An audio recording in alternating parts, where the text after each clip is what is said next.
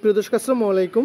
প্রিয় দর্শক, জেলা প্রশাসক দিনাজপুরে একটা চাকরি নিয়োগ বিজ্ঞপ্তি প্রকাশ করেছে, দেখতে পাচ্ছেন এখানে। আমি আবার বলছি, জেলা প্রশাসক দিনাজপুর, টোটাল পদ সংখ্যা 31 জন। প্রিয় দর্শক, এখন এখানে আমি পদের নাম, শিক্ষাগত যোগ্যতা, অভিজ্ঞতা, বেতন সম্পর্কে বিস্তারিত বিষয়ে আলোচনা করব। আমাকে সময় দিয়ে সাথে থাকুন। প্রিয় দর্শক, শুরু করার আগে একটা কথা বলতে চাচ্ছি যে বাংলাদেশের যে কোনো সরকারি চাকরি নিয়োগ বিজ্ঞপ্তি প্রকাশিত সাথে সেটি আমি আমার চ্যানেলে প্রকাশ করে থাকি।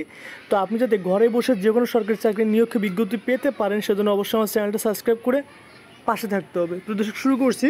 নিয়োগটা হচ্ছে জেলা প্রশাসক দিনাজপুর, টোটাল পদ সংখ্যা 31 জন।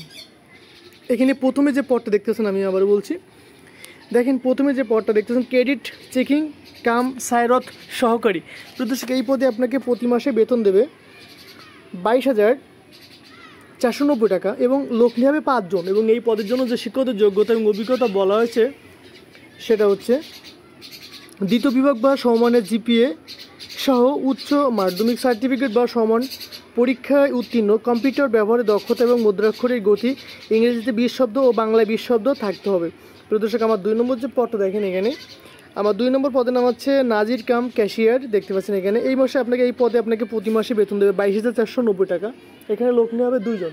প্রিয় দর্শক, এই পদের জন্য যে শিক্ষাগত যোগ্যতা এবং অভিজ্ঞতা বলা হয়েছে সেটা হচ্ছে দ্বিতীয় বিভাগ বা সমমানের জিপিএ সহ উচ্চ মাধ্যমিক সার্টিফিকেট বা সমমানের পরীক্ষায় উত্তীর্ণ, কম্পিউটার ব্যবহারে দক্ষতা এবং মুদ্রাক্ষরের গতি বা ইংরেজিতে 20 ও বাংলায় 20 শব্দ অবশ্যই থাকতে হবে। প্রিয় দর্শক, আমার 3 নম্বর যে পদটা দেখেন এখানে, আমার 3 নম্বর পদে বলা হয়েছে অফিস সহকারী কাম কম্পিউটার মুদ্রাক্ষিক। এই পদে আপনাকে প্রতি মাসে বেতন দেবে 22,490 টাকা। প্রিয় দর্শক, এখানে লোক নেবে 16 জন। এখানে বলা হয়েছে যে দ্বিতীয় বিভাগ বা সমমানের জিপিএ, উচ্চ মাধ্যমিক সার্টিফিকেট বা সমান পরীক্ষায় উত্তীর্ণ, কম্পিউটার ব্যবহারে দক্ষতা এবং মুদ্রাক্ষরের গতি, ইংরেজি 20 ও বাংলায় 20 শব্দ থাকতে হবে। প্রিয় দর্শক, আমার 4 নম্বর যে পদটা চলে আসছে, এখানে বলা হয়েছে সার্টিফিকেট পেশকার।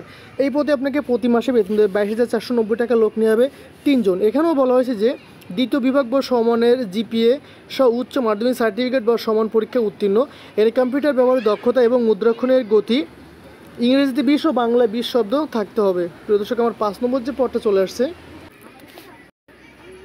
প্রিয় দর্শক, পরবর্তী আমার 5 নম্বর যে পদটা দেখেন, সার্টিফিকেট সহকারী। এই পদে আপনাকে প্রতি মাসে বেতন দেবে 22,490 টাকা, লোক নেবে 4 জন। এখানেও বলা হয়েছে যে দ্বিতীয় বিভাগ বা সমমানের জিপিএ সহ উচ্চ মাধ্যমিক সার্টিফিকেট বা সমান পরীক্ষা উত্তীর্ণ, এর কম্পিউটার ব্যবহার দক্ষতা এবং মুদ্রাক্ষরের গতি, ইংরেজিতে 20 ও বাংলায় 20 শব্দ থাকতে হবে। প্রিয় দর্শক, আমার সর্বশেষ যে পদটা সেটা চলে আসছে। দেখেন, এখানে বলা হয়েছে যে মিউটেশন কাম সার্টিফিকেট সহকারী। এখানে আপনাকে প্রতি মাসে বেতন দেবে 22,490 টাকা, লোক নেবে 1 জন। এই পদের জন্য যে শিক্ষাগত যোগ্যতা অভিজ্ঞতা বলা হয়েছে সেটা হচ্ছে দ্বিতীয় বিভাগ বা সমমানের জিপিএ সহ উচ্চ মাধ্যমিক সার্টিফিকেট বা সমান পরীক্ষায় উত্তীর্ণ, কম্পিউটার ব্যবহারের দক্ষতা ও মুদ্রাক্ষরের গতি, ইংরেজি 20 ও বাংলা 20 শব্দ থাকতে হবে। প্রিয় দর্শক, আমি ডিটেলস এই নিয়োগ সম্পর্কে যে তথ্যগুলো পড়লাম, A to Z আপনাকে সব মনোযোগ সহকারে দেখতে হবে। ওকে, আমি পরবর্তী পেজে চলে যাচ্ছি। প্রিয় দর্শক, পরবর্তী পেজে আমি সময় স্বল্পতার কারণে আপনাদেরকে সমস্ত তথ্য পড়তে পারছি না, আপনারা অবশ্যই দেখে নেবেন। আমি জাস্ট এখানে একটা কথা দেখিয়ে দিচ্ছি। দেখেন এখানে, দেখেন কথাটা এটাই, একটু মনোযোগ সহকারে দেখেন যে 18 অনলাইনে আবেদন গ্রহণের সময় হবে 18/7/2024 সাল তারিখ সকাল 10টা থেকে এবং আবেদনপত্র জমা দানের শেষ তারিখ 26/8/2024 সাল বিকাল 5টা। আপনাকে অবশ্যই এই তারিখের ভিতরে আবেদনটা অবশ্যই সেন্ড করতে হবে। এবং পরবর্তী যেটা লাস্ট আমার এই নিয়োগটা যে কোন জায়গা থেকে পেলাম সেটাই মেন বিষয়। দেখেন, মেন বিষয় হচ্ছে এটাই যে সূত্র, এটা হচ্ছে 14/8/2024 সাল তারিখে 14 নম্বর পৃষ্ঠায় নিয়োগটা প্রকাশিত হয়েছে। প্রিয় দর্শক, এই নিয়োগ সম্পর্কে যদি কোনো তথ্য আপনার জানার প্রয়োজন থাকে অবশ্যই আমাকে জানাবেন। আর এই যে নিয়োগের যে সকল তথ্য আমি আবার বলছি, এই তথ্যগুলো অবশ্যই ডিটেলস আপনারা মনোযোগ সহকারে দেখবেন যে কী কী তথ্য চাচ্ছে এবং সেই তথ্য মতো আবেদনটা করতে হবে। তো আপনারা অবশ্যই আবেদনটা যদি কোনো কিছু বুঝতে না পারেন অবশ্যই আমাকে কমেন্টে জানাবেন, আমি সঠিক তথ্য দিয়ে আপনাদেরকে সাহায্য করবো। আর যার আগে একটা কথা আমি আবার বলছি, বাংলাদেশের যে কোনো চাকরির নিয়োগ বিজ্ঞপ্তি প্রকাশিত সাথে সেটা আমি আমার চ্যানেলে প্রকাশ করে থাকি। তবে যদি ঘরে বসে যে কোনো সরকারি চাকরির নিয়োগ বিজ্ঞপ্তি পেতে পারেন সেজন্য অবশ্যই আমার চ্যানেলটি সাবস্ক্রাইব করে পাশে থাকতে হবে। প্রিয় দর্শক, আপনারা সবাই সুস্থ ভালো থাকুন। আল্লাহ হাফেজ।